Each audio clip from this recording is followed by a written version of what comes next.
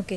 Sir ఒక్కసారి kidney fail అయింది అంటే ఏం సింప్టమ్స్ ఉంటాయి? కిడ్నీలో రాళ్ళు పడుతున్నాయని అంటారు. ఇలా ఏ సింప్టమ్స్‌తో మనం కిడ్నీ ఫెయిల్ అయిందని మనకు తెలుస్తుంది? ముఖ్యంగా గమనించాల్సిందేమంటే కిడ్నీ ఫెయిల్యూర్‌లో సింప్టమ్స్ రావడం అనేది చాలా లేట్‌గా వస్తుంది.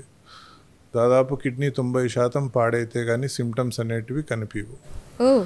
సో, సింప్టమ్స్ వచ్చిన తర్వాతే కిడ్నీ జబ్బును మనం వెతుక్కోవాలి అంటే అప్పటికి చాలా లేట్ అయిపోయి ఉంటుంది. చాలా అడ్వాన్స్డ్ డిసీజ్ ఉంటుంది. అప్పుడు దాన్ని రెక్టిఫై చేసే ఛాన్సెస్ కూడా చాలా తక్కువ ఉంటాయి.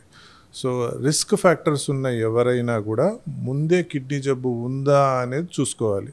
రిస్క్ ఫ్యాక్టర్స్ అనేటివి ఏవి? డయాబెటీస్, హైపర్ టెన్షన్, లేదంటే వాళ్ళకి ఆర్థరైటిస్ వల్ల పెయిన్ కిల్లర్స్ రెగ్యులర్గా తీసుకునేవాళ్ళు, లేక ఫ్యామిలీ హిస్టరీలో కిడ్నీ ఫెయిల్యూర్ ఉన్నవాళ్ళు, elderly people more than 60 years ఉన్నవాళ్ళు, వీళ్ళందరూ రిస్క్ ఫ్యాక్టర్స్ ఉంటే కిడ్నీ జబ్బు ఉందా అనేది రెగ్యులర్ చెకప్స్లోనే చూసుకోవాల్సి వస్తుంది.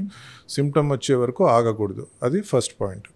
సెకండ్ ఏమంటే సిమ్టమ్స్ వచ్చినప్పుడు అవి చాలా సటిల్గా ఉంటాయి.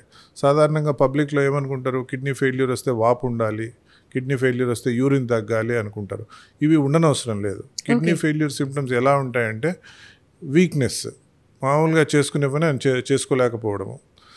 రెండవది ఏమంటే నైట్ ఎక్కువ యూరిన్ రావడము, ఆకలి కొంచెం తగ్గడము, డే నైట్ రివర్సల్ అంటే పగలు నిద్ర వచ్చేటట్టు ఉండడము, రాత్రి నిద్ర లేకుండా ఉండడము.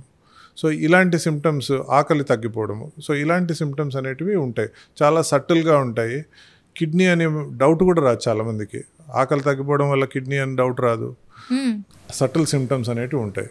కొంతమందికి ఇంకా ప్రోగ్రెస్ అయినప్పుడు కాళ్ళవాపులు రావడము, లేక మార్నింగ్ లేచిన వెంటనే కళ్ళ చుట్టూ స్వెల్లింగ్ ఉన్నట్టు, పఫినెస్ ఆఫ్ ఐస్ అంటాము, అలాంటి సిమ్టమ్స్ ఉండడము అనేది జరుగుతాయి.